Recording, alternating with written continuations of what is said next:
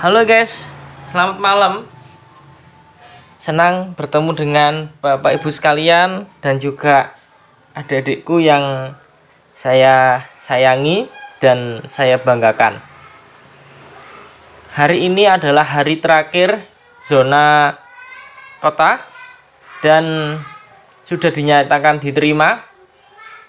Banyak sekali cuatan-cuatan di komentar video channel saya kali ini mengenai cabut berkas, mengenai zonasi kecamatan, dan lain sebagainya.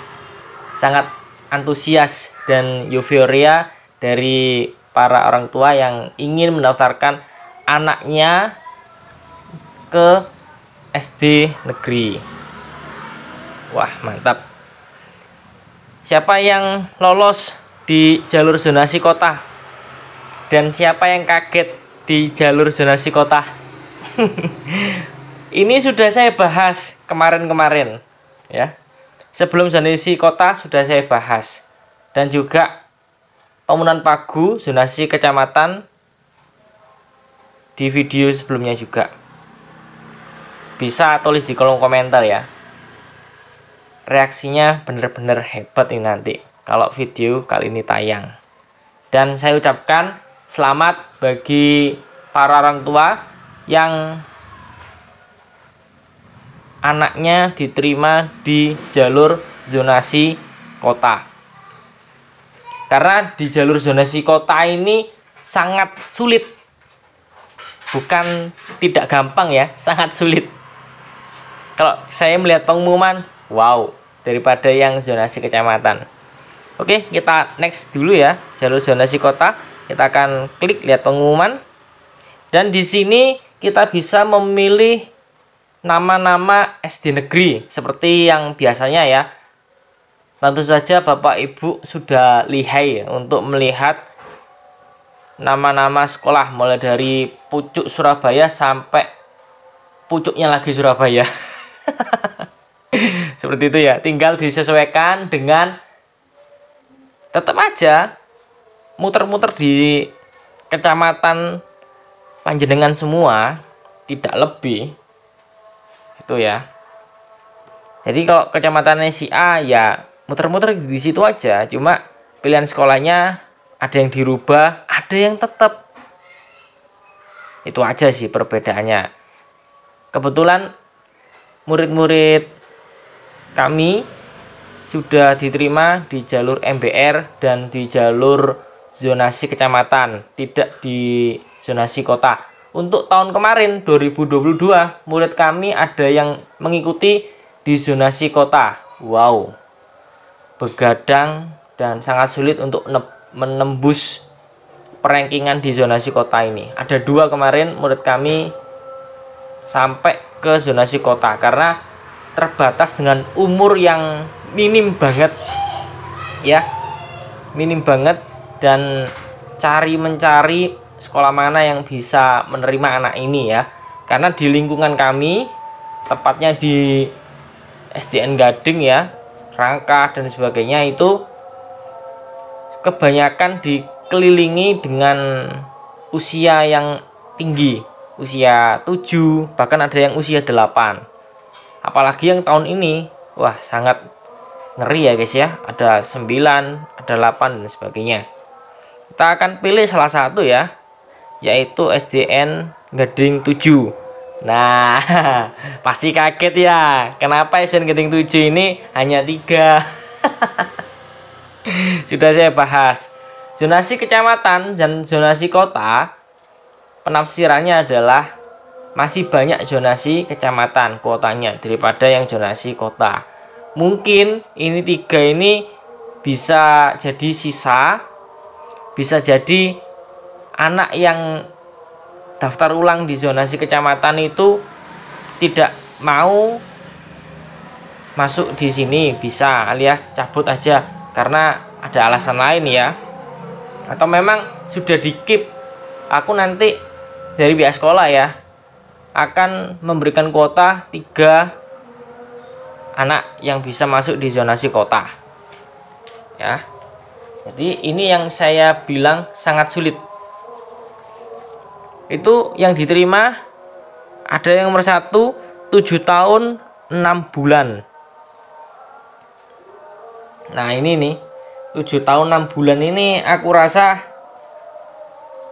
sudah pernah daftar di zonasi kecamatan.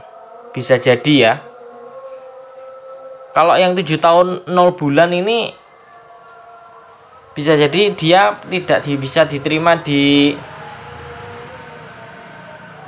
sekolahan yang kemarin ya, karena di zonasi kecamatan itu rata-rata ya itu 7 tahun lebih dari 0 ya.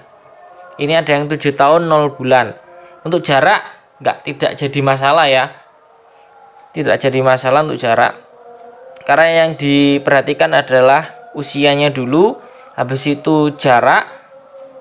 Jika jarak dan usianya sama, waktu pendaftarannya siapa dulu. Nah ini ya. Kalau dari sini saya ucapkan terima kasih bagi Bapak Ibu yang anaknya telah diterima di zonasi kota. Oke. Untuk mengisi ruang waktu di video kali ini, kita kupas satu persatu ya mengenai PPDB SD ini, karena hari ini adalah hari terakhir PPDB SD. Selanjutnya akan kita merujuk ke PPDB SMP dan yang terakhir PPDB SMA dan SMK. Pertama yang saya tandai adalah fungsi cabut berkas. Pahami betul fungsi cabut berkas itu.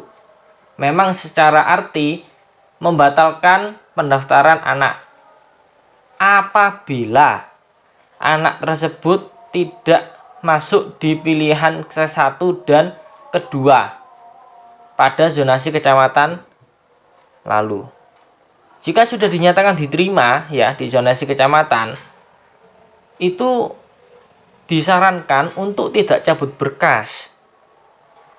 Maka dari itu, Bapak Ibu sekalian wajib mensurvei semua sekolah yang ditawarkan oleh PPDB untuk anak panjenengan, atau paling tidak memiliki wawasan yang dekat dengan kecamatan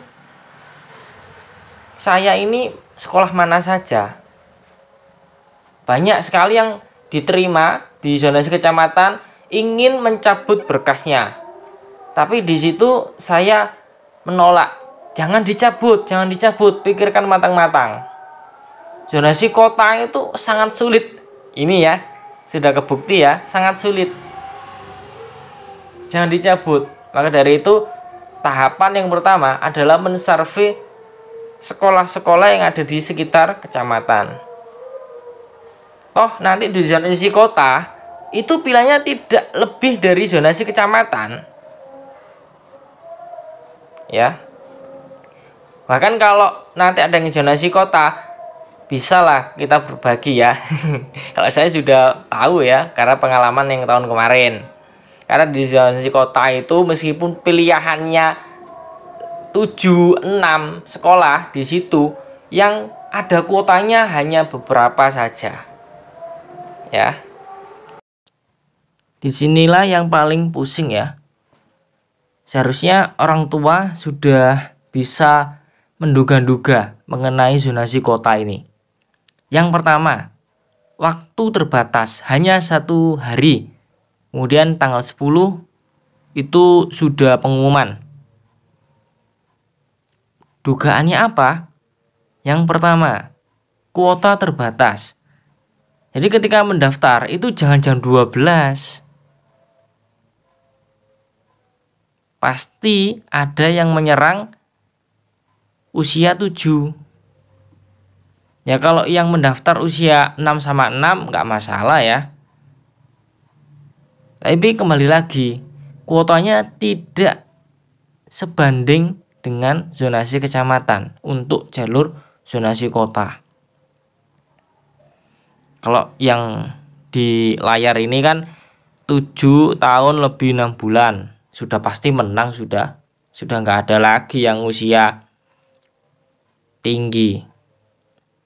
Sudah pasti menang ranking 1. Kalau yang kedua ketiga ini usianya sama tapi jaraknya yang berbeda. Yang satu 700, yang satu 1500. Otomatis ya yang 700 yang memimpin.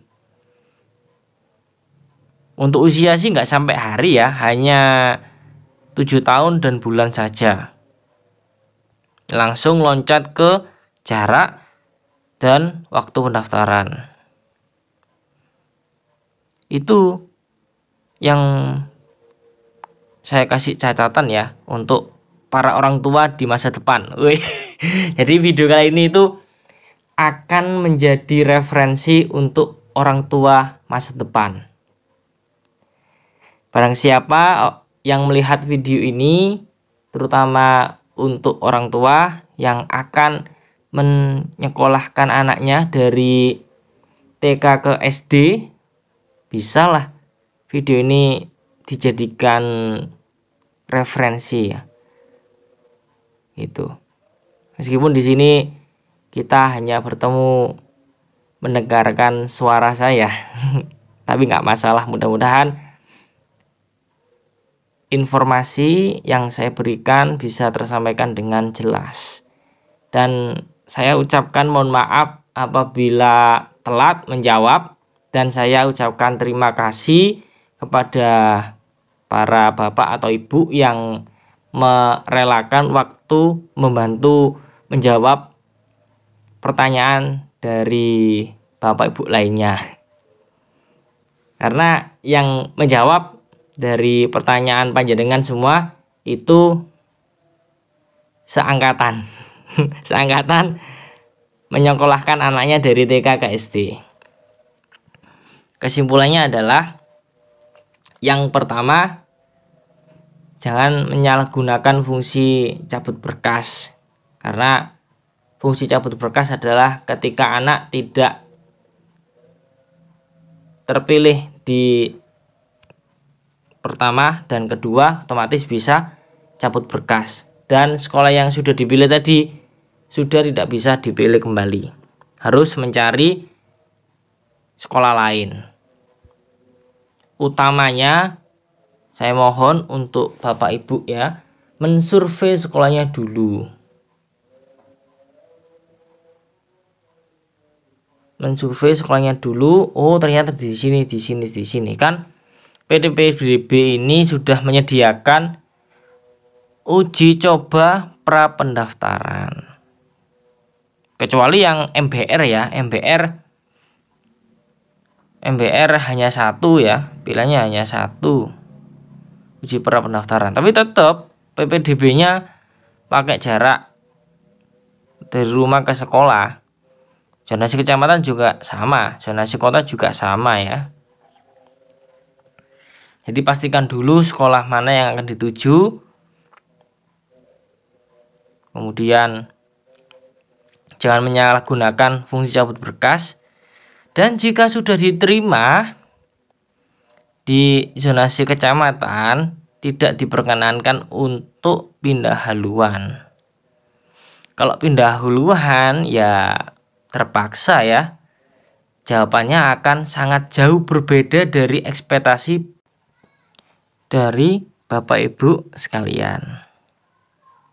Mudah-mudahan video kali ini yang saya tebarkan bisa bermanfaat, bisa diimplementasikan, bisa di-share untuk semua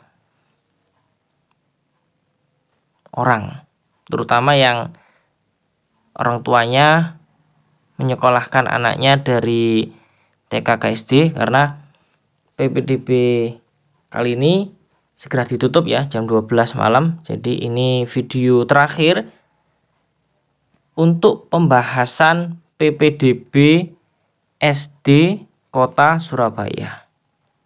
Dan perlu digarisbawahi ya, kakak harus kakak Surabaya. Jika bukan kakak Surabaya, dipersilakan orang tua ngobrol dengan pihak Dinas Jagir. Bagaimana enaknya? Itu pesan saya. Terakhir ya. Terakhir terus. Nah, ini ditutup ya. Jangan lupa like, subscribe, dan bye bye.